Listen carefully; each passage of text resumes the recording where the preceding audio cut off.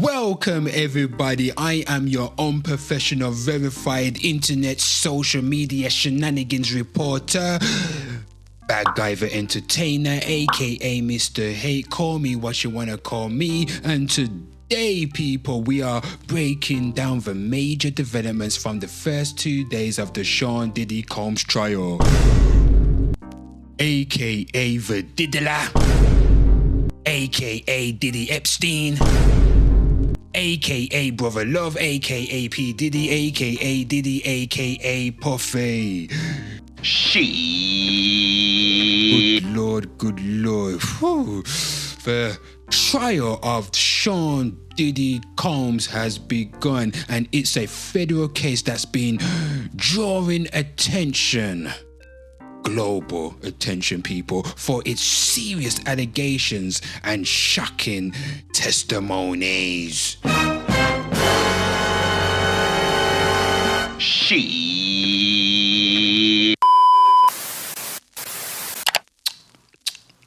Let me open up my goddamn iPad. Trial overview. People, the trial began May the 12th, 2025, Manhattan Federal Court. So let's start with some context. Sean Combs, the Diddler, is facing multiple charges, including sex trafficking. Good God, Chayos, Diddy is importing and exporting nani from state to state. Shit, bloody hell, and racketeering. Bloody hell. Prosecutors claim this wasn't just bad behaviour, but a criminal enterprise spanning 2 decades.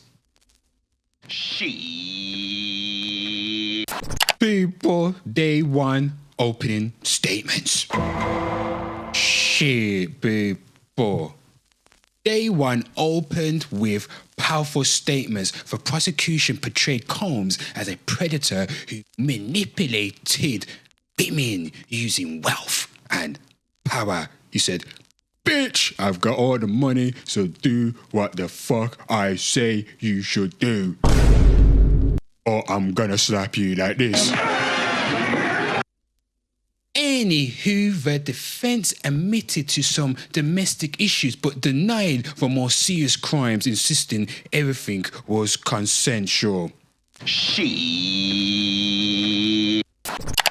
People, key witnesses. Oh, people, this when we found out that Diddy a freak, him like to get freaky, him a nasty, man. Like nasty. People. So the first witnesses set a serious tone. A hotel manager confirmed a 2016 incident between Combs and Cassie, supported by surveillance footage. Then, people, a male escort, a man who sells his buttocks. Pause. Or his loins for the good old American dada.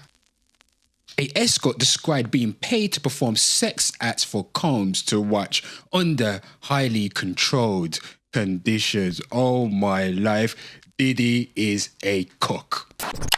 People, day two, the family members arrives and Cassie testifies. Lord have mercy. But people, they too focus entirely on Cassie Ventura, Combs' ex-girlfriend, his side piece, his main piece, his side piece, who knows. She gave a heartbreaking account of being manipulated and controlled, including being forced into group sex. Damn!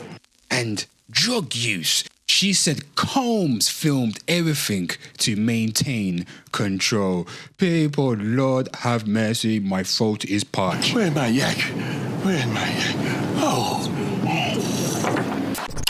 Cassie's testimony, Pacific incidents. She also described how Combs isolated her, cutting her off from people and tracking her every move. Whoa, my lord, sounds like a crazy ass bitch.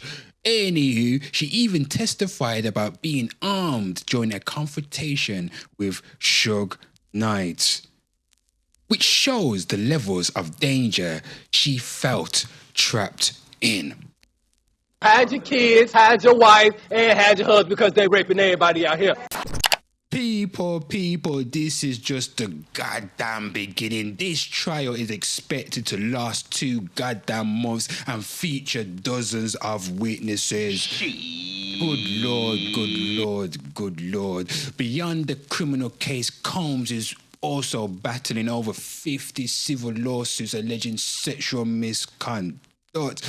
My God, people, I'm going to touch wood because you will never find Mr. 8 in all these kind of shenanigans. Hell to the goddamn no. Hell no. To the no. Hell to the no. Anywho, people, thank you for watching. Don't forget to hit that like, hit that sub, and remember, people, when you come over to Hate TV, I'm the president, I'm the emperor, I'm the king. I'm Michael Jackson, you Tito. Your ass belong to me. people, I shall be covering the Diddy trial every single goddamn day and be releasing videos. So the next time you hear from me, we gotta hear from more accusers and expert witnesses on the psychological control and sexual abuse. Combs' team will aim to undermine the credibility of every testimony, but people, we need to just sit back, relax, take out our popcorn. Guess what? Slap the bitch that's next to you. I don't condone domestic violence, women. I'm a ladies man, I'm a gentleman. And people, don't forget, Tell your friends about me.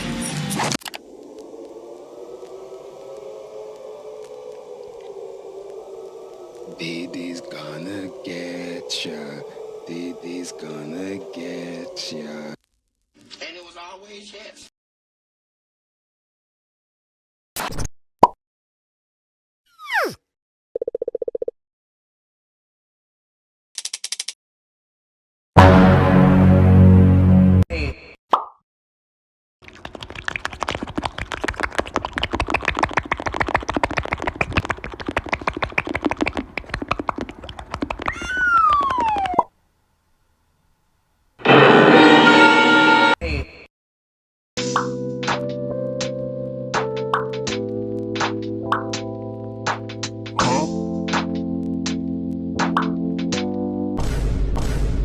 Are you the same type of weird?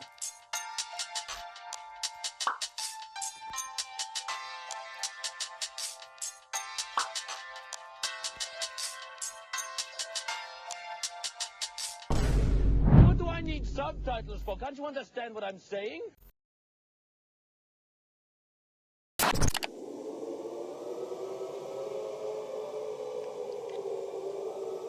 Diddy's gonna get ya. Diddy's gonna get ya. Trial overview. Sean Combs is facing serious federal charges, including sex trafficking by force. Oh my God, people, he's importing and exporting male pussy from state to state. Ooh, people. Racketeering conspiracy. He's Al Capone, he's a hip-hop gangster. And obstruction of justice. Oh my God. Jesus is Lord. Anywho, in days 1 and 2 of the trial, we heard powerful opening statements and early testimony. The prosecution painted Combs as someone who used his fame and wealth to control and exploit women over the decades. He was like, bitch, I've got all the money, here's a goddamn slap for you. Whoa. Anywho, a hotel manager testified about a 2016 incident involving Combs and Cassie Ventura, backed by hotel surveillance footage. We also heard from a male escort who's out here selling boy bossy. Pause. He's selling his buttocks. Pause. Bloody hell, who described being paid to perform sex acts on Cassie while Combs stroked his sausage. Pause. Adding early weight to the sex trafficking claims. Cassie Ventura took the stand on day 2 and gave emotional testimony about being isolated, coerced into drug use, and forced into degrading sex acts, all allegedly recorded by Combs as a method of control. Now, in day 3 and 4, people, Cassie's testimony continues, and the defense begins its aggressive cross-examination. Let's dive into those developments. Day 3, Cassie's Ventura's testimony continues. Whoa, day 3 of the trial picked up with more testimony from Cassie Ventura, and it only got more intense. People, bloody hell, Cassie's getting more bloody exposure from this shenanigan case from her whole goddamn music career. Blimey, but anywho, she gave a chilling account of what she described as a pattern of control and coercion. Cassie went into detail about the so-called freak-offs, how they got freaky, group sex events that she says Combs forced her to participate in. She described being isolated from friends and family, drugged regularly, and emotionally broken down. People, Diddy grabbed the bitch and shook the bitch, and he broke the bitch. Ladies, I say bitch respectfully.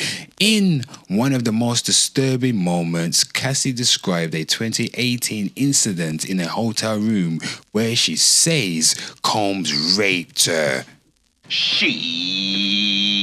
After she refused one of his demands, good lord, she says she felt like a prisoner, not just physically, but psychologically. Cassie's testimony painted a picture of a relationship rooted in power, fear, and control, not consent. Day 4, cross-examination begins. So, on day 4, the tone in the courtroom shifted as the defense launched its cross-examination of Cassie Ventura. Their strategy focused on discrediting her version of events. They introduced past text messages and communications between Cassie and Combs, suggesting their relationship was consensual, even affectionate at times. At one point, Cassie was forced to read explicit messages aloud in court, clearly shaken but composed. She explained that those messages didn't reflect her true feelings, but what she had to say to survive in a relationship defined by fear, manipulation, and drugs.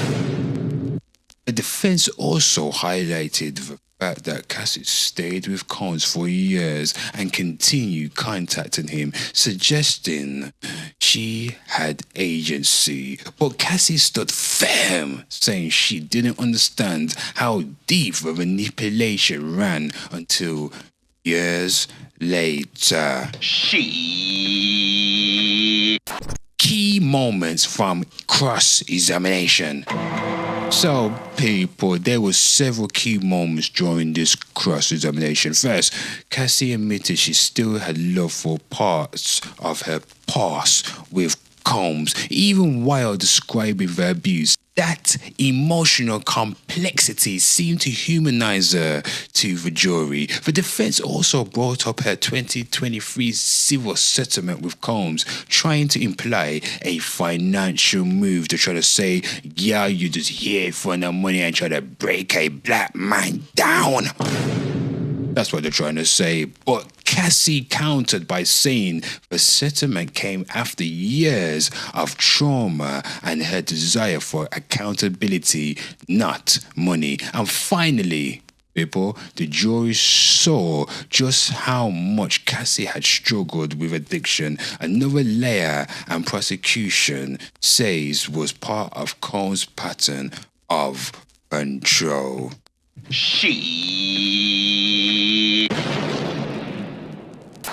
Anywho, people, let's see what the internet folk are saying all about this. Let's see what the internet people are saying about the Diddy trial. So, posted by the Art of Dialogue, on day 3 of the Diddy trial, Cassie testified that she once emailed her mom saying Diddy was threatening her to leak X-rated videos. Oh my lord, people. Let's see what the internet people are saying about this. I don't know. Diddy has other ex-girlfriends and they moved on just fine. Yeah, like young Miami. She said she likes golden showers.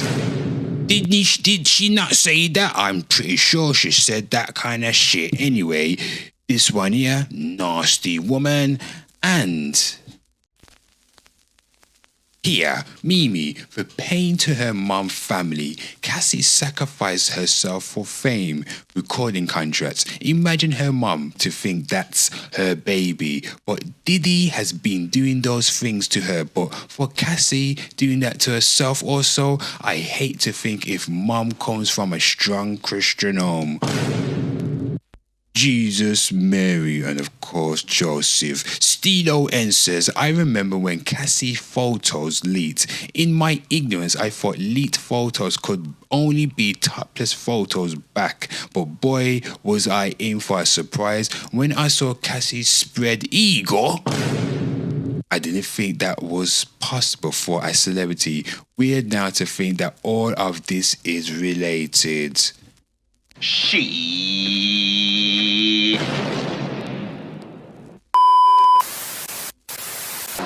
But anywho, what's next, people? So as the trial moves forward, we expect for cross-examination of Cassie to continue. More witnesses, including other alleged victims and experts in trauma and coercion, are expected to testify. For public interest in this case remains sky high. God damn it, don't forget, people, hit that like, hit that subscribe. Bloody hell, we are recapping the Diddy trial until it goddamn ends. Don't forget to slide in the comments, give me your thoughts on what's going on. And people, I have one question and one question only to ask you all. Did the diddler diddle? Can you work out the riddle? Did he diddle or did he not? Many mysteries intertwined in the diddler's plot. And people, Tell your friends about me. And it was always yes. Diddy.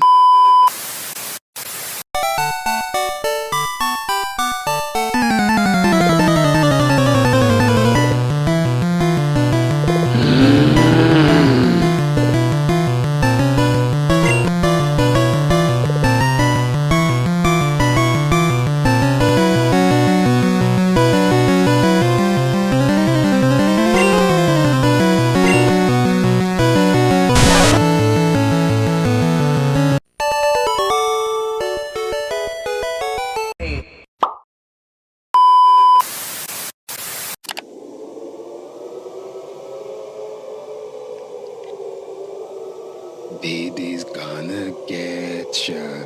Diddy's gonna get ya. People, the deeper that we get into the rabbit hole, Pause. the more we uncover from this case. People, we're just finding out that these people are just nasty. They're just nasty people. Good Lord. These people, Diddy and Cassie, all of them, all of you, all you bunch of pagans, you lot need to get baptized in the name of Jesus right now. You lot need to get washed in the waters of Jesus Christ our Lord. Everybody out here just a freak. Everybody a freak, just with anybody, just swapping fluid, just with Tom, Dick and Harry. You lot are just nasty. This is some nastiness, people. Good God. Jesus, Mary, and of course, Joseph. But anywho, people, I'm your unprofessional, verified internet social media shenanigans reporter. Bad Guy the Entertainer, aka Mr. Hate, call me what you wanna call me, and people, trial overview. And internet citizens, Sean Combs the Diddler. Or Diddy Epstein, Sean Combs faces multiple federal charges, including sex trafficking. And racketeering. Good lord. Cassie Ventura, his former partner, has been a central figure in the prosecution's case, providing detailed testimony over several days. Oh Lord, ladies, grab your bags and get your butt. Oh my God. Ooh. Let's get to it.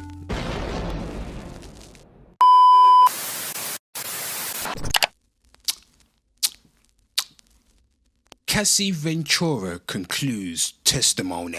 Good Lord, people. So day 5 marked the emotional conclusion of Cassie Ventura's 4-day testimony. People, she out here talking, pointing the finger at the diddler did it, people. He's out here dealing and diddling and dealing. Good Lord. Ooh.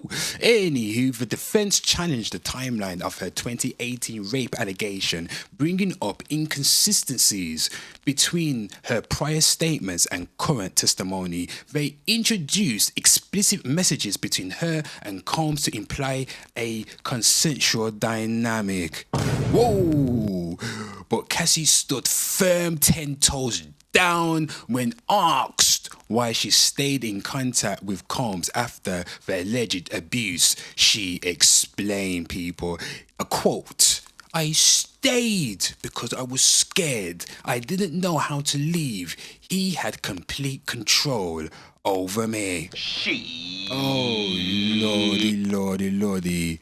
In a poignant exchange, the defense questioned the legitimacy of her civil settlement. Cassie responded passionately, "I would give the money back just to never have gone through any of this."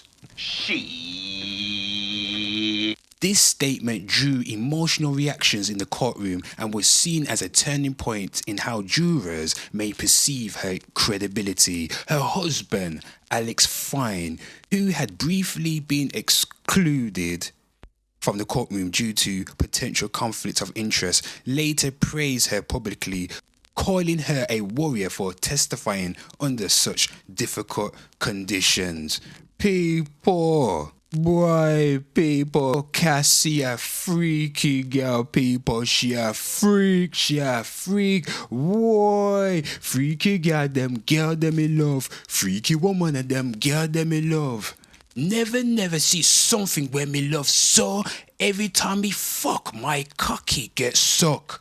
Some circle the go-go club. Girl, wiggle down, give me love. Never see something where me love so. Every time me fuck, my cocky gets sucked. Day 6, new witness testimony emerges. Blimey, people. So Day 6 introduced powerful corroborating testimony from Dawn Richard, a singer and former Danity Kane member. She recorded a violent 2009 incident where Combs allegedly assaulted Cassie over a minor disagreement. She says he tried to hit her with a glass object. Blimey, it was over something as small as breakfast. I remember the rage in his eyes. Whoa. Richard admitted she was frozen in fear, adding, that wasn't just an argument. That was rage. Wow. And it was real. Whoa. Her testimony supported the prosecution's broader narrative of a pattern of intimidation, people. Ooh. And emotional control. Themes that echoes Ventura's testimony across multiple days. Oh, Jesus, come now and flood this goddamn earth right God now, or come with bomber clock fire. Key moments from new testimonies. People. So, Richard gave a vivid account of the moment Cassie collapsed after Combs allegedly lunged at her. Whoa! Cassie collapsed and I froze. I didn't know what to do. I was terrified. Ah! She was like that, people. Ah! I don't know what to do. The defense tried to suggest Richard was biased, having once worked closely with Combs, but she answered with calm resolve. I didn't come here to take sides. I came here to tell the truth.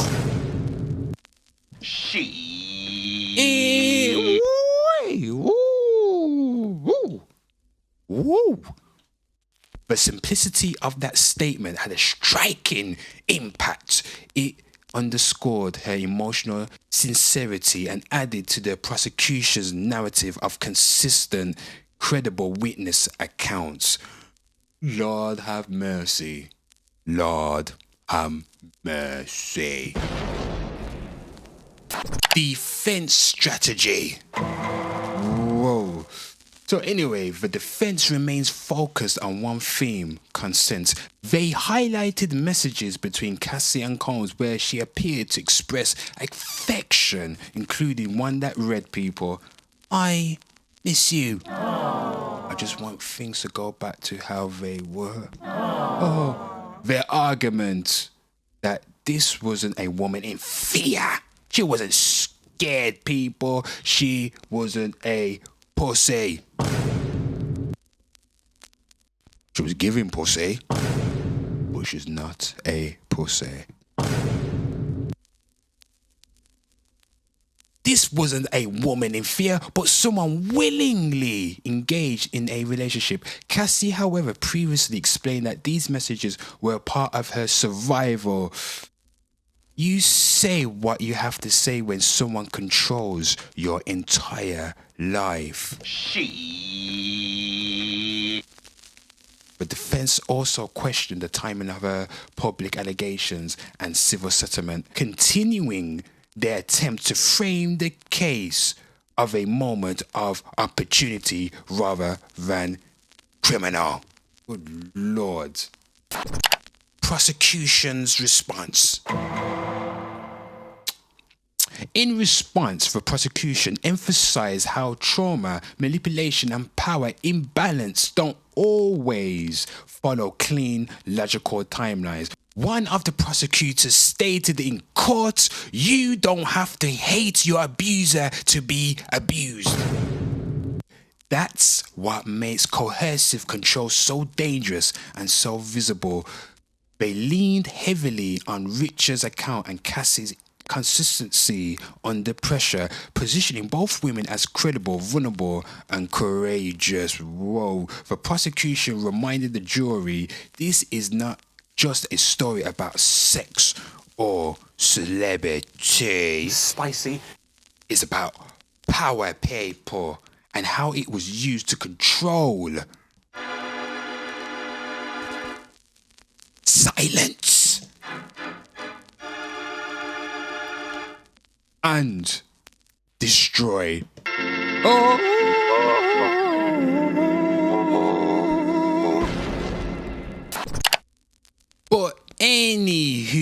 People, let's see what the internet folk are saying about all of this. People, look at this post provided by XXL magazine. It says right here, Cassie identified a former porn star who is currently awaiting trial for getting into a shootout with police at Trump National Golf Club in Miami in 2018 as one of the male escorts who Diddy regularly hired for free cuffs, New York Post reports. Bloody hell, people. Let's see what the people are saying about this. Wait, no way. I thought he was just a nut job. Bloody hell. Goddess. For one who said Rick Ross gay. What? Is this the one that sued Diddy and Cassie for giving him herpes, or am I thinking of someone else? Whoa. Bloody hell. He couldn't find someone who looks better. Damn. Damn! People, look at this right here. Diddy's bodyguard, Big Homie, seemingly confirmed that Jamie Foxx was poisoned by Diddy. People, just look at this shit right now. There have been rumours circulating online that Diddy may have poisoned Jamie Foxx, which caused his 2023 hospitalisation. Whoa! In his Netflix show, he compared Combs to the devil in revealing his near-death experience after a brain bleed and stroke. He said, I say this all the time.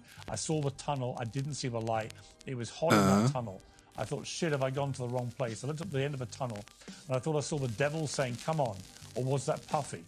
I'm messing around, but if that was Puffy at a flaming bottle of Johnson, and no, I'm just kidding, I think that you have taken that to be a not too oblique reference to the fact that he's suggesting he may too have been poisoned.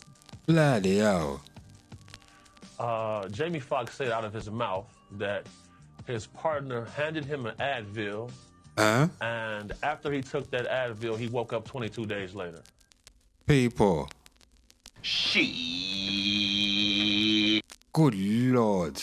Good Lord. Let's see what everybody's saying about this shit right here. So, someone put, is this plausible? And Grok says the claim that Sean Diddy Combs poisoned Jamie Foxx is not plausible. Foxx himself denied it in his Netflix special, stating his 2023 medical emergency was due to a brain bleed and stroke. She. Okay then.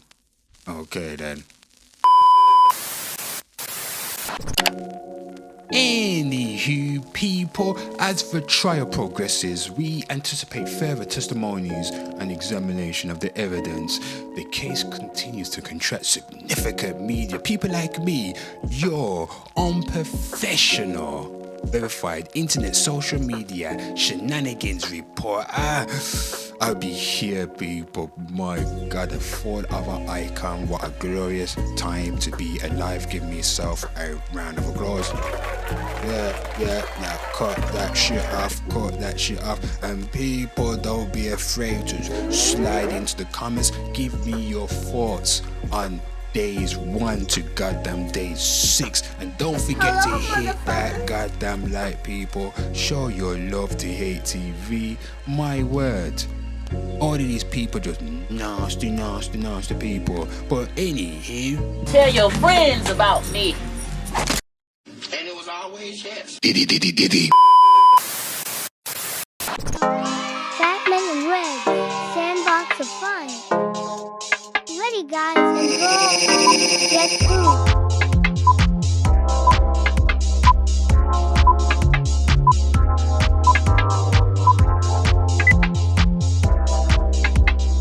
Get through.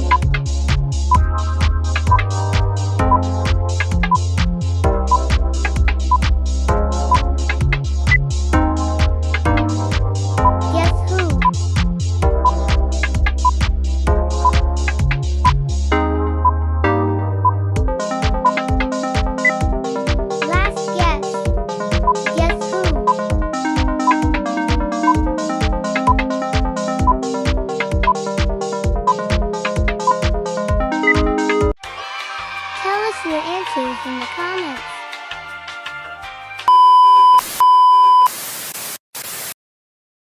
He was standing calmly, hands behind his back. out the window. He looked like a Marvel supervillain.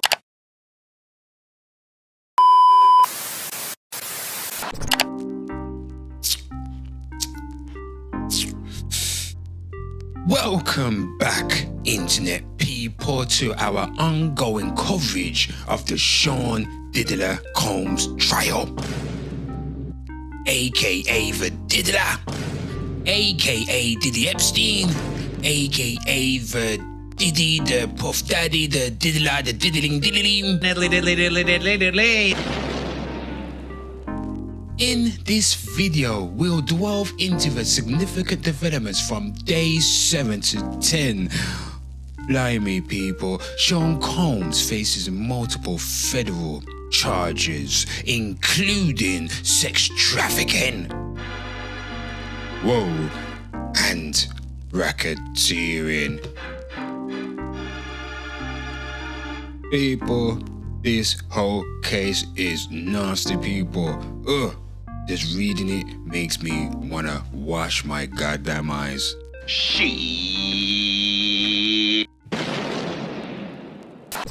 Day 7, family and staff testify.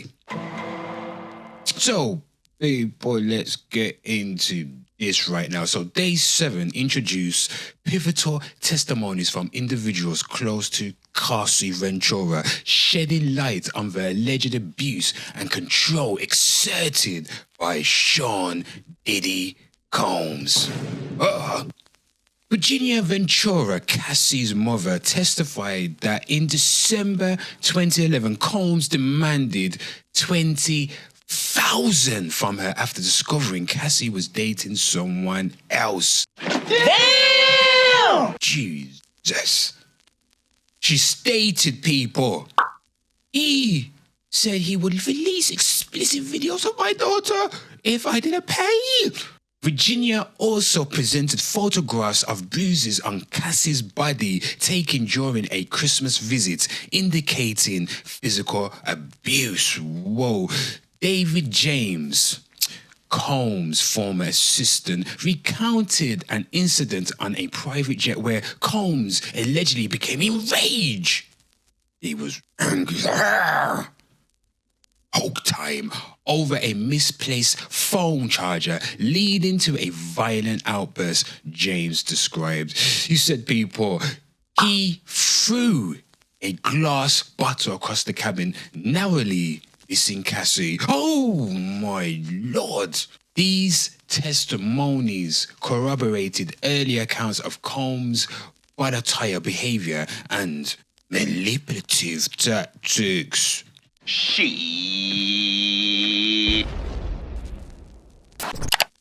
Day 8. Expert testimony from Dr. Dawn Hodges and Homeland Security agents. So day 8 featured expert analysis and law enforcement insights into the patterns of abuse alleged against Combs. So people, Dr. Dawn Hodges, a forensics psychologist, provided context on victim behavior in abusive relationships.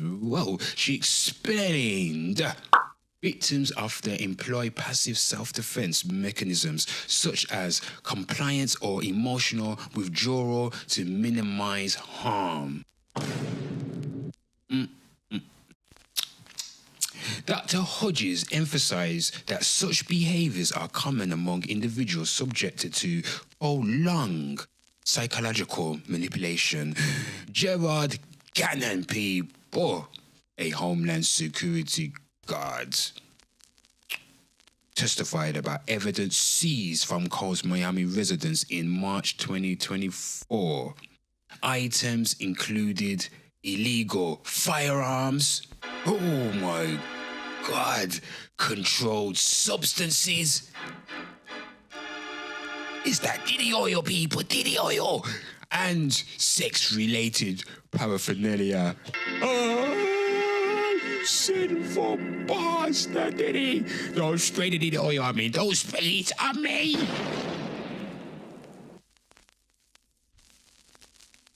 Don't you dare spray that Diddy, Oil, and me. Anywho, so Gannon stated the materials recovered align with patterns observed in sex trafficking operations. Whoa! This testimony aimed to establish a link between Combs' possessions and the alleged criminal enterprise.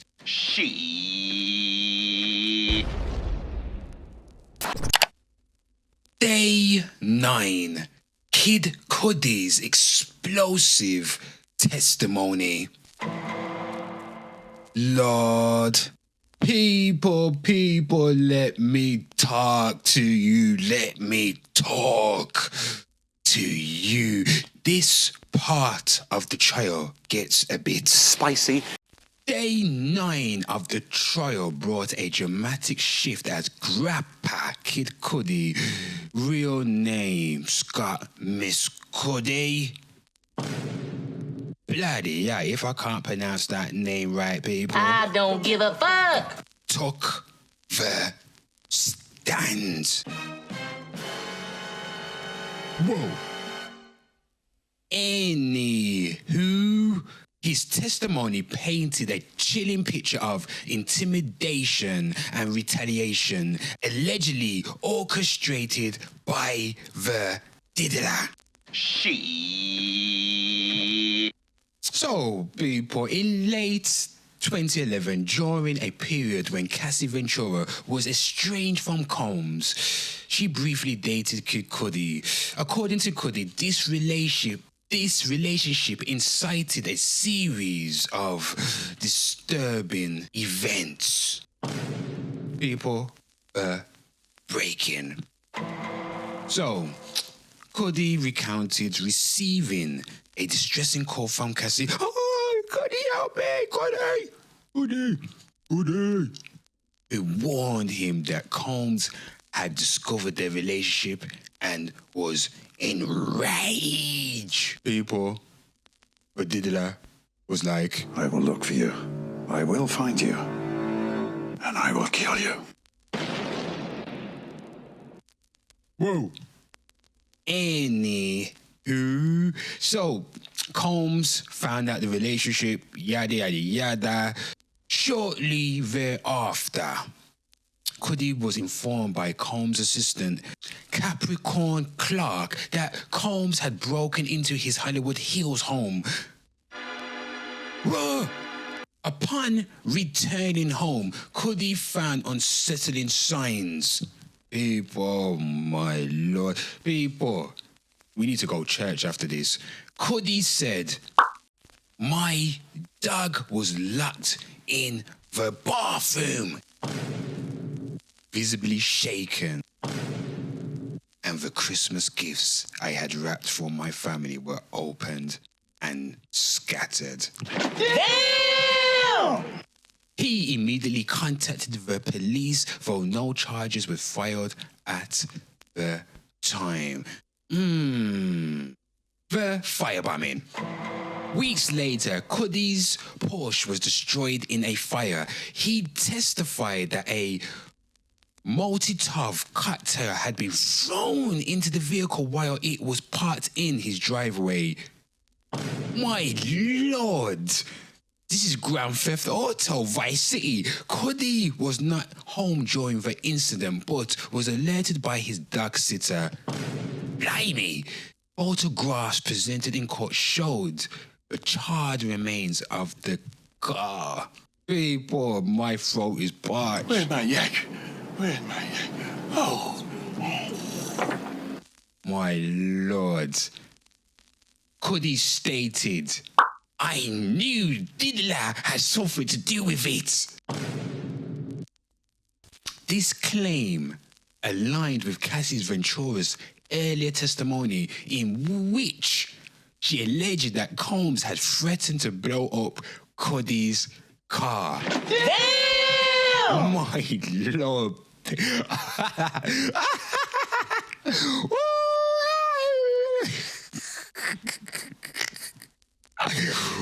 Oh my gosh.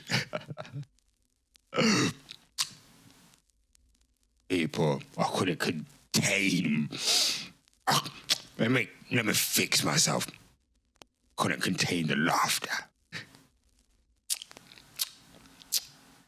A confrontation. So Cuddy described a subsequent encounter with Combs at a Los Angeles hotel. He records, people, listen to this. He was standing calmly, hands behind his back, looking out the window. He looked like a Marvel supervillain. During this meeting, Combs denied involvement in the car fire, but later offered a vague apology, which Cuddy interpreted as an acknowledgement of guilt. Where's my yak? Where's my yak? Oh. Day 10, assistance and paper trail. So people, Day 10 focused on operations behind closed doors. Assistant George Kaplan shared stories of impossible work hours and direct orders that made him question his ethics. The prosecution backed his testimony with a trail of financial records and emails that suggest a broader pattern of control. Whoa, people. Whoa, whoa, whoa. Cuddy's testimony added a new dimension to the prosecution's case, illustrating a pattern of behaviour by Combs that extended beyond his relationship with Cassie Ventura, people. The alleged break-in and the subsequent firebombing of Cuddy's car served to underscore the lengths to which Combs would go to exert control and retaliate against those he perceived as threats. Shakespearean, isn't it, people? Shakespearean. Anywho, as we close days 7 to 10, a consistent picture is taking shape. See, people, it's ripping HD. Family, staff, and public figures all describing similar behavior. Expert analysis and FBI findings give those stories context. The jury is now seeing not just accusations, but alignment between witness stories and hard evidence. We'll be back soon with a recap of days 11 to 13, people. Lord, have mercy. Lord, have mercy. Diddy's gonna get ya. Diddy's gonna get ya. And it was always yes. Diddy.